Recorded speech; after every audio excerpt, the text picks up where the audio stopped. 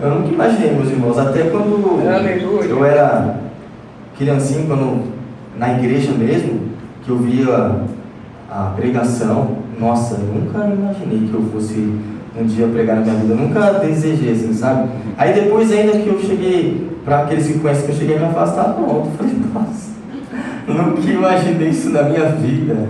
E hoje, eu olho para essa situação e falo assim, nossa Senhor, faz um panorama e aí vem as lágrimas, né? Então vamos começar a pregar, vamos começar a falar, né? Esse é um dos momentos que é comum a gente orar e falar assim, Senhor, eu quero que o Senhor me usa muito, eu quero que o Senhor... Aquela coisa pra gente, aquela segurança, mas na verdade a minha oração foi toda diferente. Foi, Senhor, ainda que eu me embanane todo, ainda que eu esqueça, ainda que dê branco, que ainda assim tenha graça, que eles, os meus irmãos, eles possam entender, compreender, absorver, porque a palavra de Deus tem poder. Eu quero ver com os irmãos o Evangelho de João, no capítulo 15. Eu vou ler 2 versículos com os irmãos, o versículo 4 e o versículo 5. A gente está com o tema de identidade aí, né? Coração missionário. O que eu quero conversar hoje com os irmãos tem mais a ver com o primeiro tópico, cristocêntricos, né? Jesus é a razão e o foco de tudo que fazemos. Bom, vamos lá. Estou lendo na Arca, perfeito.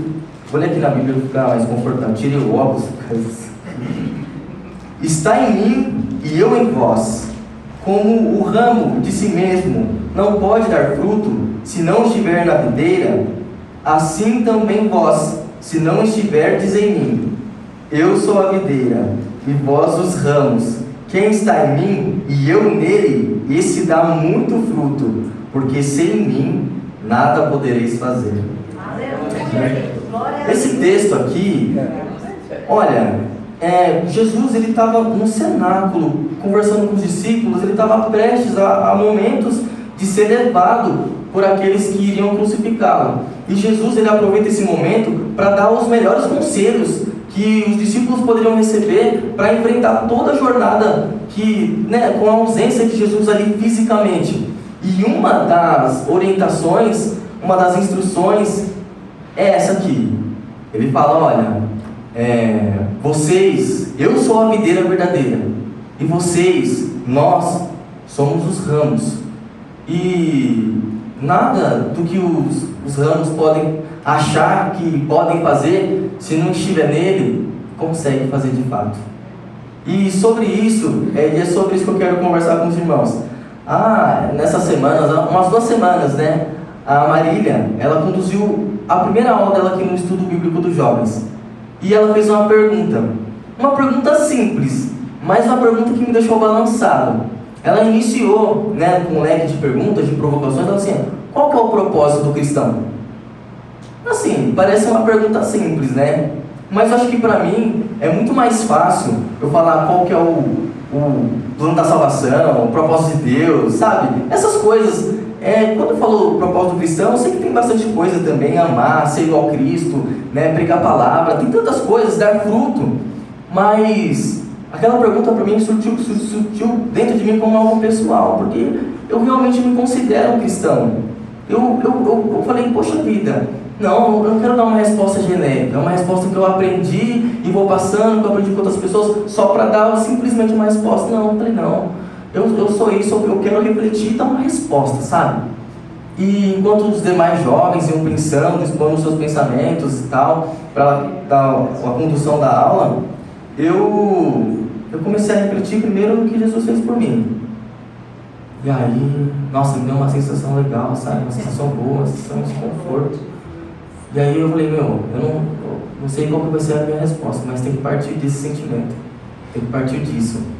E aí, de se apropriar desse sentimento, de se apropriar dessa alegria, do sacrifício que Jesus fez, do amor que Ele proporcionou, porque senão seria tudo em vão. Se todas dessas coisas que a gente acha que é o nosso propósito, se a gente começa a fazer sem antes se apropriar daquilo que Jesus deu tudo para fazer por nós, nada ia fazer sentido, ia se tornar cansaço. A gente uma hora ia cansar. E eu resumi esse pensamento em 2 palavras. Primeiro, desfrutar, e depois dar fruto. E é sobre isso que eu quero falar com os irmãos. Eu separei aqui, né, que nem o pastor fala, umas aplicações. Né, a gente vai aprendendo, né? E para a gente desfrutar, primeiro a gente tem que conhecer, até porque não tem como desfrutar de algo que eu não conheço. O primeiro tópico que eu coloquei aqui, para a gente conversar, é conhecer a videira, conhecer Jesus. Isso é muito importante, ainda mais se a gente fala que é cristocêntrico. E eu acho que hoje a gente tem muito mais recursos do que, por exemplo, na época do pastor João.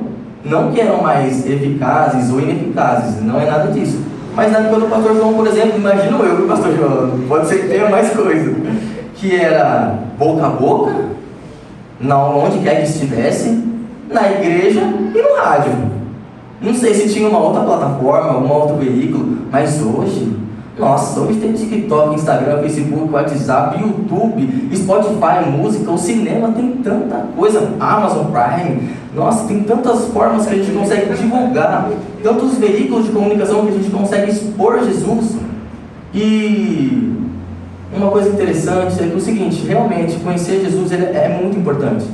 É uma fase muito importante, mas o conhecimento vazio, apenas o conhecimento, ele não é suficiente. Apenas o simples fato de saber não é o suficiente. E às vezes a gente erra, a gente peca quando a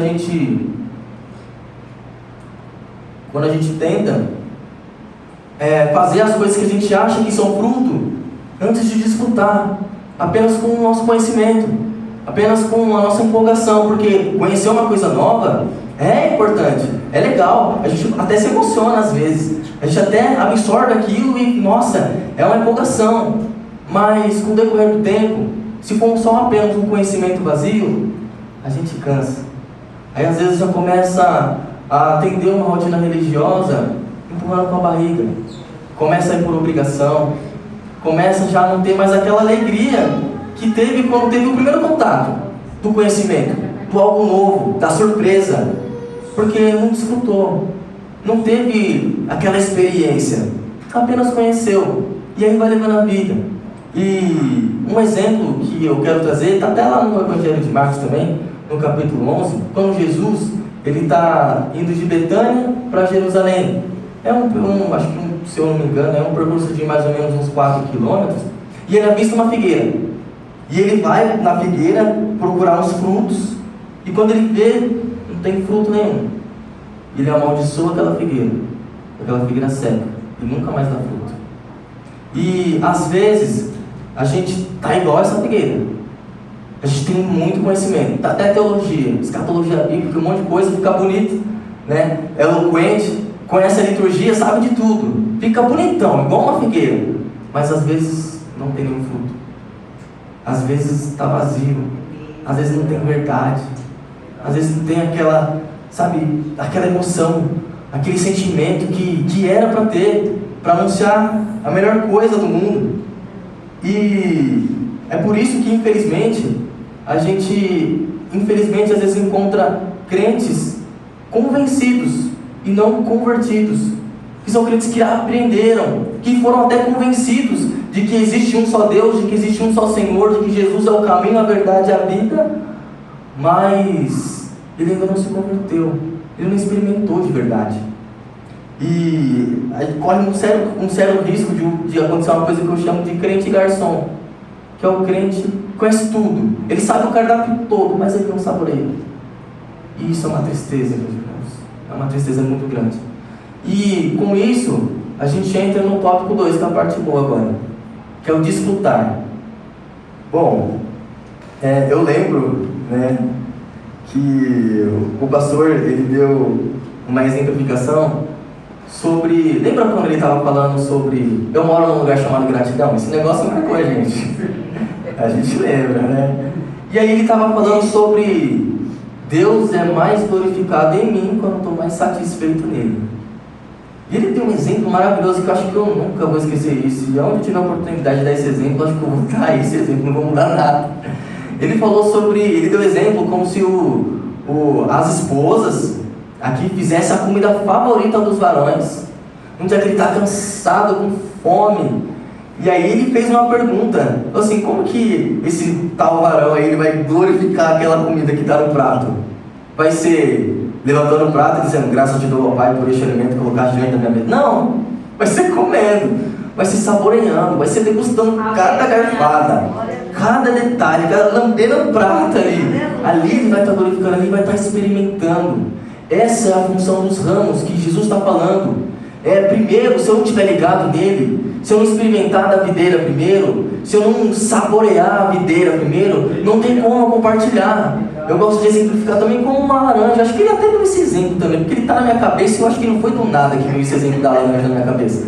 A laranja, poxa vida, eu posso ver ela na minha mão e falar, é uma laranja, ela tem a cor laranja, tem um brilho bonito, eu já estudei que ela é doce, ela tem umas vitaminas boas, mas eu sei sobre ela, o seu conteúdo sobre ela, eu conheço, o conhecimento, eu conheço ela, mas enquanto eu não passar a faca nela, não degustar ela, eu não vou saber o que é experimentar uma laranja, eu não vou saber o que é uma laranja de verdade, eu não vou ter experiência com uma laranja de verdade. E depois que eu experimento essa laranja, eu posso falar para o irmão, você precisa experimentar isso aqui. É muito gostoso, meu. Nossa, e eu estava com sede e matou a minha sede, sabe? Experimenta isso. A função dos ramos que Jesus está querendo dizer é que quando a gente está ligado na videira, a gente é a extensão da videira e a gente faz outras pessoas terem acesso à videira. Experimenta isso aqui, porque eu experimentei, é muito bom, é maravilhoso, é gostoso demais. Se precisa, sua vida vai ser diferente, meu irmão. Não é um simples conhecimento vazio, uma simples coisa que você dá informação, que você dá detalhes, mas não, é com desejo, é com vontade de que aquela pessoa ela realmente experimente e tenha uma coisa diferente na vida dela. E isso aconteceu comigo.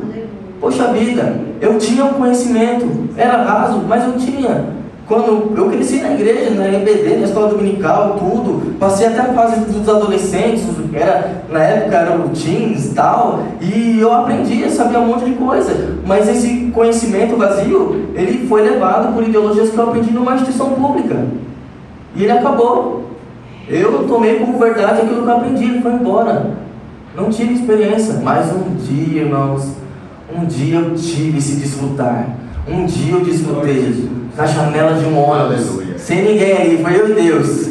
Mas eu sei que foi debaixo de muita oração. Mas naquele momento eu pude desfrutar, irmão, quando eu desfrutei desse negócio aí. Parecia que Jesus tinha morrido na cruz para mim naquele dia, naquele momento, naquela hora. Parecia que é como se ele tivesse me derramado uma chuva de amor. Eu nunca senti um sentimento daquele na minha vida. Nunca. Foi uma mistura, eu não consigo explicar. Se eu tentar explicar aqui, vai sair estranho, porque não vai dar certo. Eu não vou conseguir dimensionar, né? E aí entra a terceira parte, que é dar fruto. Aí a gente consegue dar fruto. Depois que a gente experimenta, depois que a gente degusta, aí sim, aí aquele cansaço que eu poderia, já não tem mais.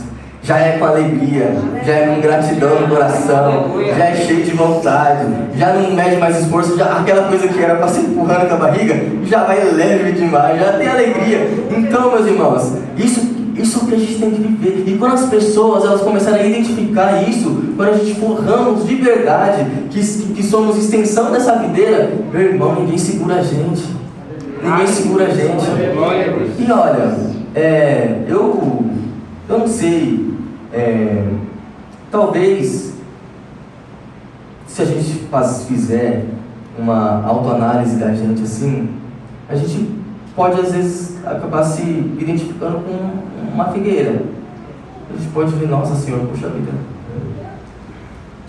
acho que aqui só tem folha. Eu acho que, nossa, já sou crente antigo já, e parece que eu não vivi isso ainda não. Pode ser que você se encontre assim hoje, e não tem importância do quanto tempo de crente você tem. Eu tenho uma ótima notícia para você. E essa notícia, eu quero até compartilhar a frase de um autor, um pensador, um compositor, que eu admiro muito, C.S. Lewis. Esse cara era ateu também, acho que por isso que eu gostei. Ele disse assim, olha, se você está indo na direção errada, voltar atrás significa progresso. Não tem medo de recomeçar. Não tem medo de tentar escutar dele depois de já ter conhecido tanto ele, depois de já ter memorizado sobre ele, depois até de já ter falado sobre ele. Às vezes você está nessa realidade de, poxa vida, eu estou cansado, eu estou cumprindo uma agenda religiosa, eu não estou fazendo de coração, sabe? Não estou fazendo com aquele desejo de verdade. Se alguém perguntar de Jesus para mim, eu vou conseguir falar. Eu vou falar que Deus é bom e que tal, mas eu não experimentei de verdade para poder falar, é isso aqui. Mas, meus irmãos, dá tempo ainda. A gente não tem que ter medo de recomeçar. A gente tem um medo tão grande de recomeçar com as coisas, sabe? Mas o que eu estou falando da coisa mais importante que existe aqui, eu falo para o Juan no serviço, né? O nome dele é Juan também, ele trabalha junto comigo. Eu falo assim, Juan, ele tem várias dúvidas, né? A gente conversa bastante, às vezes até tem que se policiar com o horário lá. Mas aí ele tem algumas perguntas que nem eu tinha. E eu sei que vai chegar um momento que ele vai desfrutar de Deus. E eu falo para ele, Juan, pensa uma coisa. Beleza, se Deus não existir, nada importa. Fazer o bem, amar, fazer as coisas legais e coisas boas, beleza, nada importa. Mas, irmão, se Deus existir, não tem nada mais importante do que isso. É a coisa mais importante de todas. É a sua vida. E quando se trata da nossa vida, meus irmãos, às vezes vale a pena fazer um recomeço. Eu te convido a orar, sabe? Não precisa nem ser aqui. Pode ser na sua casa. Chegar diante de Deus bem sincero, assim, sabe? Que nem eu em algumas orações minhas, cheia de gíria, sabe? Eu não conseguia falar direito, mas fui sincero. Senhor, olha, eu conheço o Senhor bastante, mas eu acho que eu não experimentei ainda de verdade. Eu acho que eu ainda não sei qual que é o sabor de verdade. Eu conheço, eu sei como é, mas eu quero, Senhor. Eu não quero, sabe, continuar assim. Eu quero ser um ramo diferente. Eu quero ser o ramo que diz aqui, quando ele está em mim e eu nele, ele não diz que dá fruto, ele diz que dá muito fruto. É muito fruto que vai dar, meus irmãos. Eu não estou falando aqui, sabe, de apenas vir aqui na frente. Aqui na frente aqui é para nós. Aqui, às vezes, é o menos relevante. Não é que é irrelevante, mas é o menos relevante. Mas é lá fora. É lá fora, aquelas pessoas que precisam, sabe? Que não tiveram contato ainda. Senhor, eu quero ser uma extensão. Eu quero ser um ramo. Eu quero ser a extensão da videira. Eu quero que as pessoas tomem o suco de uva através de mim. Eu quero que vocês tomem vinho através de mim. É isso que eu quero, Deus. E olha, não sei nem por onde eu começo. Aleluia. Posso falar uma coisa para vocês? Comigo, não foi eu que comecei, não. Foi Deus. Eu acho que, na verdade, por ninguém. Acho que Deus, é sempre Deus que começa. É sempre Ele que vem até nós. E habitou entre nós. Então, meus irmãos, olha, eu acho que quando isso acontecer, quando todo mundo desfrutar disso mesmo, desfrutar de verdade, experimentar assim, nossa, vai dar aquela mordida na laranja, sabe? Daquele jeito, eu acho que a gente vai ter muita história para contar no PGM. Vai ser bênção demais, meus irmãos. Então, por favor, sabe, eu não me preocupei em trazer uma palavra muito grande, assim, muito extensa, mas uma palavra que fosse de coração, que fosse do Espírito Santo, sabe? Que fosse ficar no coração de vocês.